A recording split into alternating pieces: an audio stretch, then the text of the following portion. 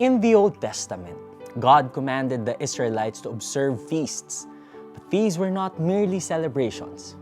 They point to the coming Messiah, Jesus Christ. Join us today as we start a new series and discover Jesus and the Old Testament feasts. Ano ba ang ibig sabihin ng kordero? Pamilyar ka ba sa linyang kordero ng Diyos na nag-aalis ng kasalanan ng sanlibutan? Ano nga ba ang kordero?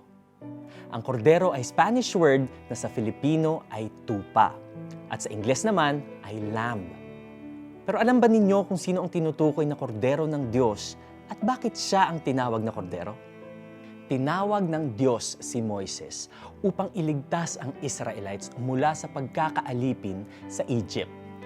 Nang ayaw palayain ni Pharaoh ang Israelites, nagpadala ang Diyos ng 10 salot.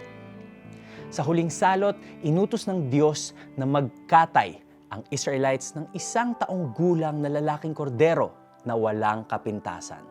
At ang dugo nito ay ipahid sa kanilang pinto at matapos ay pagsaluhan ang nilutong tupa. Ang mga bahay na may dugo ng kordero ay lalagpasan at hindi mamamatay ang panganay na naroon.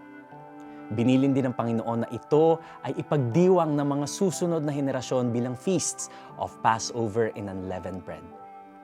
Dahil sa salot na pagkamatay ng mga panganay ng gabing iyon, pinaalis na nga ni Pharaoh ang Israelites at nakalaya sila.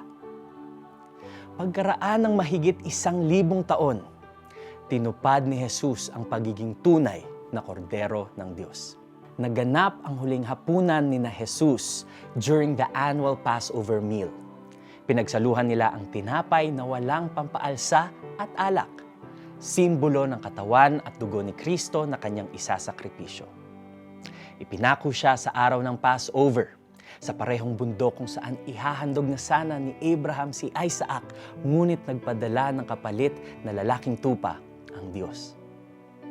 Kung ang unang Passover sa Old Testament ang naging kalayaan ng mga Israelita sa Egypt, itinuturo ng New Testament na si Jesus ang tunay na kordero ng Diyos na walang dungis ang naging handog para palayain mula sa batas ng kasalanan at kamatayan ang sino mang magtiwala sa Kanya.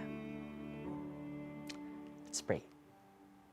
Panginoong Jesus, Ikaw ang kordero ng Diyos na nag-aalis ng kasalanan ng sanlibutan.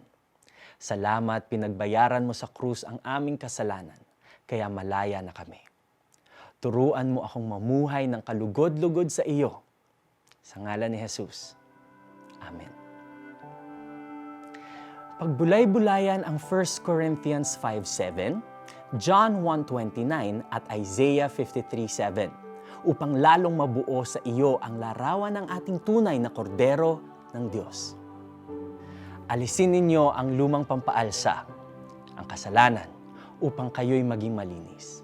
Sa gayon, matutulad kayo sa isang bagong masa na walang pampaalsa, at talaga namang ganyan kayo, sapagkat naihandog na ng ating korderong pampaskwa na walang iba kundi si Kristo.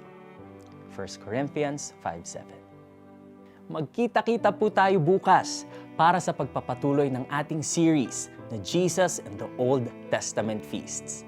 Let's continue discovering how the Old Testament points to Jesus. This is Neo Rivera. Take care and God bless.